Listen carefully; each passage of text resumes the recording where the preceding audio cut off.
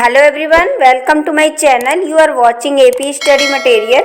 सो आज की वीडियो में हम डिस्कस करने वाले हैं टाइप्स ऑफ वर्ब का पार्ट 2। पार्ट फर्स्ट हमने इसका अपलोड कर दिया है। आई होप आप लोगों ने देख लिया होगा।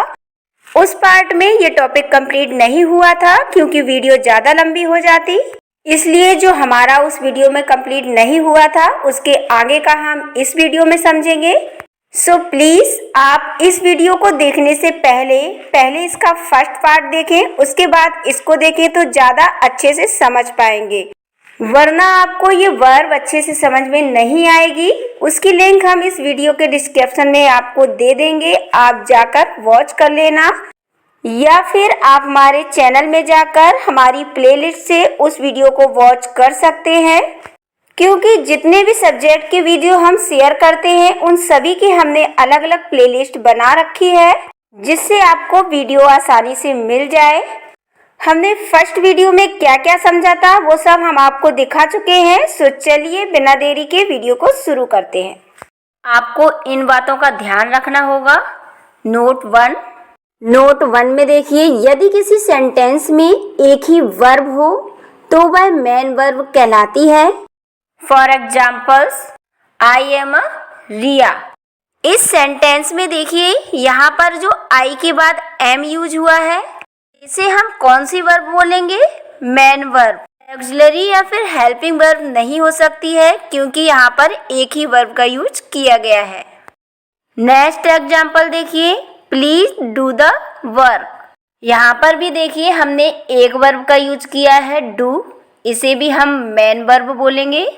हमने एक वर्ब का यूज किया है, इसीलिए ऑक्सिलरी या हेल्पिंग वर्ब नहीं होगी।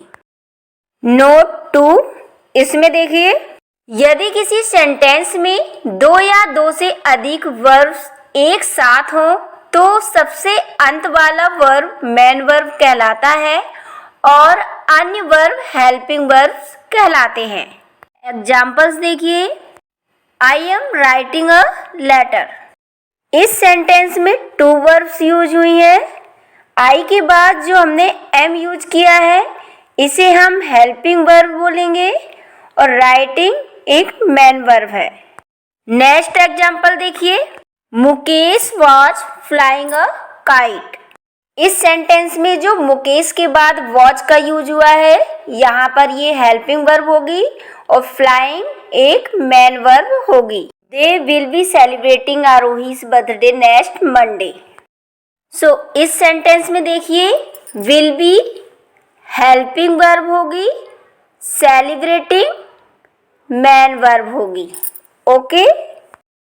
नोट 3 में देखिए, मॉडल्स का प्रयोग सिर्फ हेल्पिंग वर्ब के रूप में किया जा सकता है, मेन वर्ब के रूप में नहीं किया जा सकता है। ऐसा क्यों किया जाता है इसके बारे में मैं जब भी मॉडल्स की वीडियो बनाऊंगी उसमें मैं आपको डिटेल से इसको समझाऊंगी। Okay. Next, types of main verb. Main verb के टाइप्स को हम आपको 3 कैटेगरीज में समझाएंगे। कैटेगरी 1 में देखिए कौन सी वर्ब आती है? Finite verbs and non finite verbs. Category 2, इसमें देखिए transitive verbs and intransitive verbs. Category 3, regular verbs and irregular verbs. So चलिए इन सभी वर्ब्स को हम एक एक करके समझते हैं। Category 1, finite verbs and non finite verbs. Finite verbs definition होगी, the verb which change its form according to the person and number of the subject and the tense of the sentence is called a finite verbs। वैसे verbs sentence, subject, person और number तथा sentence के tense के अनुसार अपने रूप यानी कि फॉर्म को बदल देते हैं, उन्हें finite verb कहा जाता है। एग्जाम्पल्स देखिए, you go to school, he goes to school, he went to school। इसमें आप फर्स्ट और सेकंड सेंटेंस को ध्यान से देखिएगा। सब्जेक्ट चेंज होने के कारण वर्ब भी चेंज हो गई है। फर्स्ट में सब्जेक्ट यू है तो वर्ब गो का यूज किया गया है, और सेकेंड सेंटेंस में सब्जेक्ट ही है तो वर्ब गोज का यूज किया गया है। सेकेंड एंड थर्ड सेंटेंस को देखिए, इसमें सब्जेक्ट तो वही यूज किया गया है, लेकिन टेंस चेंज हो जाने के कारण वर्ब की सेकेंड फॉर्म का यूज किया गया है। गो की सेकेंड फॉर्म क्या होती है? Went, and third gone. So यहाँ पर हमने फाइनाइट वर्ब्स को अच्छे से समझ लिया है। अब हम समझेंगे नॉन फाइनाइट वर्ब्स को। नॉन फाइनाइट वर्ब्स में देखिए, the verb which is not affected by the subject और tense of the sentence is called a non finite verb. वह वर्ब जो सेंटेंस के सब्जेक्ट या टेंस से प्रभावित नहीं होती है, नॉन फाइनाइट वर्ब कहलाती है। For examples, I went to go, he went to go, he wanted to go। आप इन सेंटेंसेस में देख सकते हैं, यहाँ पर जो वर्ब want है वो तीनों सेंटेंस में अलग अलग है, पर जो to go है वो तीनों सेंटेंस में सेम है। इस तरह के जो सेंटेंस होते हैं उसमें चाहे सब्जेक्ट चेंज हो या फिर टेंस, पर उसकी जो वर्ब है टू गो वो चेंज नहीं हो रही है, वो वैसी की वैसी है। हालांकि हमारी जो वर्ब वांट है वो बदलती जा रही है। यहाँ पर जो वांट वर्ब है ये फाइनाइट वर्ब है, लेकिन to go non finite verb होगी। इस तरह के जो नॉन फाइनाइट वर्ब होते हैं हमको इन्फिनेटिव कहते हैं, जिसका हिंदी में मतलब होता है सामान्य या साधारण। नेक्स्ट एग्जाम्पल देखिए, swimming is a good exercise for health, drinking ruins the health. So यहाँ पर देखिए जो ये वर्ब है स्विमिंग एंड ड्रिंकिंग, इसको हमने नाउन की तरह यूज किया है। जब कोई भी वर्ब आईएनजी लगाकर नाउन की तरह काम करते हैं तो हम उनको क्या कहते हैं? जिरंड कहते हैं। जिरंड का हिंदी में अर्थ होता है क्रियावाचक संज्ञा। इस तरह के जो वर्ब्स होते हैं ये भी नॉन फाइनाइट के अंतर्गत आते हैं, यानी कि ऐसी क्रिया जो संज्ञा की तरह कार्य करती हो। एग्जाम्पल देख लेते हैं जिनको हम पार्टिसिपल कहते हैं। जैसे मैं कहूँ I am eating, she was eating. यहाँ पर देखिए टेंसेस या सब्जेक्ट के बदलने से जो ईटिंग वर्ड है ये नहीं बदला है। सो इस तरह के जो आईएनजी फॉर्म वाले वर्ड्स होते हैं इनको हम प्रेजेंट पार्टिसिपल कहते हैं। सो चलिए पार्टिसिपल के और एग्जाम्पल देख लेते हैं। There is a torn book in this library. Second, there was a torn book in this library. इन दोनों सेंटेंसेस में आप लोगों ने देखा होगा कि जो सेंटेंसेस हैं वो चेंज हो गए हैं, लेकिन जो टर्न वर्ब है वो चेंज नहीं हुई है, वो सेम है। इस तरह की जो वर्ब्स होती हैं उनको हम पार्ट पार्टिसिपल के अंतर्गत रखते हैं। Finite and non finite verbs को हम एक एक एग्जाम्पल लेकर साथ में समझते हैं, क्योंकि जो भी आपके थोड़े बहुत डाउट्स होंगे वो क्लियर हो जाएंगे। यहाँ पर देखिए फर्स्ट सेंटेंस में we play cricket every day. Second में देखिए we are going to play football. यहाँ पर देखिए फर्स्ट टेंस में जो प्ले वर्ब है इसको हम फाइनाइट वर्ब कहेंगे, एंड सेकेंड सेंटेंस में जो प्ले वर्ब है इसको हम नॉन फाइनाइट वर्ब कहेंगे।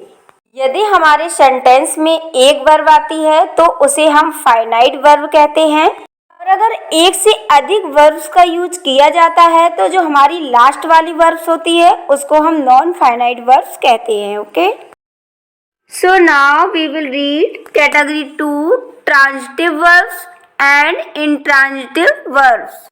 ट्रांजिटिव वर्ब में देखिए a transitive verb is a verb that requires an object to receive the action। मतलब ट्रांजिटिव वर्ब वह वर्ब है जिसके कार्य को प्राप्त करने के लिए किसी ऑब्जेक्ट की आवश्यकता होती है। ट्रांजिटिव वर्ब यानी कि सकर्मक कर्म ऑब्जेक्ट के साथ। ट्रांजिटिव वर्ब एक ऐसी वर्ब होती है जिन्हें एक ऑब्जेक्ट की जरूरत होती है एक्शन को रिसीव करने के लिए। Okay, for examples first sentence देखिए सरोज रीड्स। देखिए इस सेंटेंस में यहाँ पर कोई भी सेंस क्लियर नहीं हो रहा है कि क्या रीड कर रही है। इसलिए यहाँ पर हम एक ऑब्जेक्ट लेंगे। सेकंड सेंटेंस देखिए, सरोज रीड्स द बुक। तो यहाँ पर आगे हमने द बुक लिया है जो कि एक ऑब्जेक्ट है और रीड्स एक ट्रांजिटिव वर्ब हुआ, क्योंकि जिस वर्ब के साथ ऑब्जेक्ट यूज हुआ हो उसे हम कौन सी वर्ब कहेंगे? Transitive verb. Okay, next example देखिए, दिव्या मेड। यहाँ पर भी सेम वैसा ही है, ये भी सेंट अधूरा लग रहा है। जब हम इसमें एक ऑब्जेक्ट लेंगे तब हमारा ये सेंटेंस पूरा होगा और हमें अच्छे से समझ भी आएगा कि इस टेंस में क्या कहा जा रहा है। चलिए इसको ऑब्जेक्ट के साथ लिखते हैं। Divya made a doll. Divya ने एक डॉल बनाई। इस सेंटेंस में जो अ डॉल है वो एक ऑब्जेक्ट है एंड जो मेड है वो ट्रांजिटिव वर्ब है। Okay, so now we will read intransitive verb यानी कि अकर्मक क्रिया। डेफिनेशन देखिए, a verb which does not require an object to complete its sense but make good sense by itself is called an intransitive verb. जिस verb के complete sense को पूरा करने के लिए किसी ऑब्जेक्ट की आवश्यकता नहीं होती है बल्कि स्वयं ही उसका गुड सेंस निकलता है, उसे अकर्मक क्रिया यानी कि इंट्रांजिटिव वर्ब कहते हैं। अकर्मक बिना कर्म यानी कि ऑब्जेक्ट के। एग्जाम्पल्स देखिए, गोपाल डाइड। गोपाल मर गया। यहाँ पर जो डाइड वर्ब है इसे हम इंट्रांजिटिव वर्ब कहेंगे क्योंकि यहाँ पर कोई भी ऑब्जेक्ट नहीं है, no object. Okay, next example, she is smiling. वह हंस रही है। यहाँ पर देखिए जो स्माइलिंग वर्ब है इसे भी हम इंट्रांजिटिव वर्ब कहेंगे। यहाँ पर भी कोई ऑब्जेक्ट नहीं है, नो ऑब्जेक्ट। और एग्जाम्पल देख लेते हैं, आई रन फास्ट। मैं तेज दौड़ता हूँ।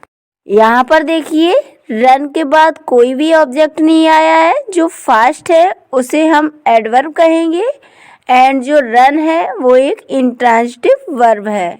इसका एक लास्ट एग्जाम्पल और देख लेते हैं, दे गो टू स्कूल। वे स्कूल जाते हैं। यहाँ पर भी गो के बाद कोई ऑब्जेक्ट नहीं आया है, इसीलिए गो वर्ब एक इंट्रांजिटिव वर्ब है।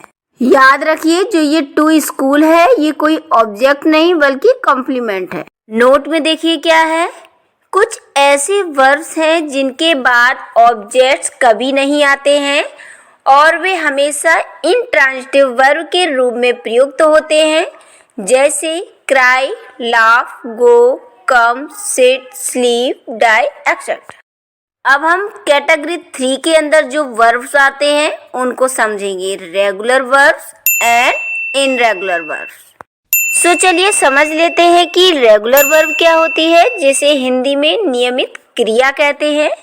जिस वर्ब के सेकेंड यानी कि पास्ट सिंपल और थर्ड यानी कि पास्ट पार्टिसिपल फॉर्म को डी या ईडी लगाकर बनाया जाता है उसे हम रेगुलर वर्ब कहते हैं। एग्जाम्पल्स, लाफ हंसना, लाफ्ट लाफ्ट, प्ले खेलना, प्लेड प्लेड। अब हम देखेंगे नेक्स्ट वर्ब, इनरेगुलर वर्ब अनियमित क्रिया, और ये हमारी इस वीडियो की लास्ट वर्ब भी है। जिस वर्ब के सेकंड यानी कि पास्ट सिंपल और थर्ड यानी कि पास्ट पार्टिसिपल फॉर्म को डी या ईडी लगाकर नहीं बनाया जाता है उसे हम इनरेगुलर वर्ब कहते हैं। एग्जाम्पल्स हैं, ईट खाना, एट ईटन, गो जाना, वेंट गॉन। यहाँ पर देखिए ये तीनों वर्ब अलग अलग हैं, eat, ate, eaten, go, went, gone. Buy खरीदना, बॉट बॉट, ब्रिंग लाना, बॉट बॉट। इन वर्ब में देखिए buy, bought bought, bring, bought bought. यहाँ पर फर्स्ट वर्ब है वो अलग है एंड ये दोनों वर्ब सेम होती है। नेक्स्ट देखिए, पुट रखना, put put, cut cut cut. इन वर्ब्स में भी देखिए इनकी तीनों फॉर्म सेम है, put put put, cut cut cut. So यहाँ पर हमारी वर्ब की वीडियो कंप्लीट होती है। वीडियो अच्छी लगी हो तो लाइक एंड चैनल को सब्सक्राइब जरूर करना, जिससे आपके पास हमारे हर एक वीडियो की नोटिफिकेशन पहुँचती रहे।